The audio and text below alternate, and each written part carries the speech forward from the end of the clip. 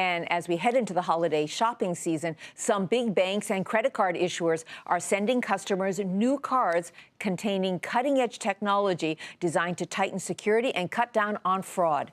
Kayla Tausche has more. For millions of Americans, the month of October brought a thick envelope in the mail, carrying a familiar plastic card, but embedded with a new metallic chip. As banks and credit card issuers race to get more secure cards in the hands of shoppers ahead of the holiday season, First Data's Paul Kleinschnitt says each new security breach has been a reality check. As there's additional breaches that are happening, additional exposure to the ecosystem, our issuers are accelerating their plans that were already in play.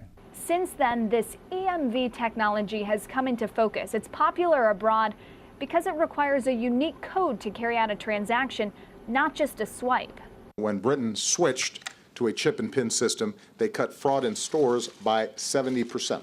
Not surprising then, the banks and credit card issuers focused first on replacing cards most used by international travelers and frequent flyers to cut down on overseas theft.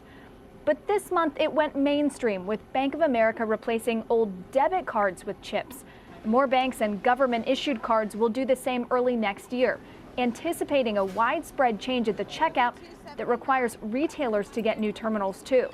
President Obama highlighted the issue at the Consumer Financial Protection Bureau last week. I'm happy to say that the private sector is already deeply engaged in this effort.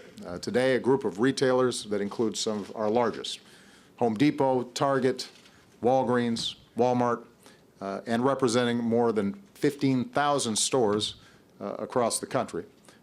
All of them are pledging to adopt chip and pin technology by the beginning of next year. While the banks will pay a bit more to put chips in cards, the retail terminals can cost up to $1,000 a piece and require training for employees and consumers to use. Though there's one new motivation to upgrade: Apple Pay. There's now not just one justification for new terminal purchases for a merchant, there's three.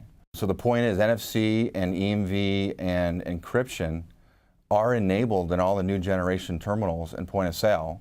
By this time next year, some 500 million new chip cards will be in our wallets, though by some estimates, only 60% of retailers will be ready. For Nightly Business Report, I'm Kayla Tausche in New York.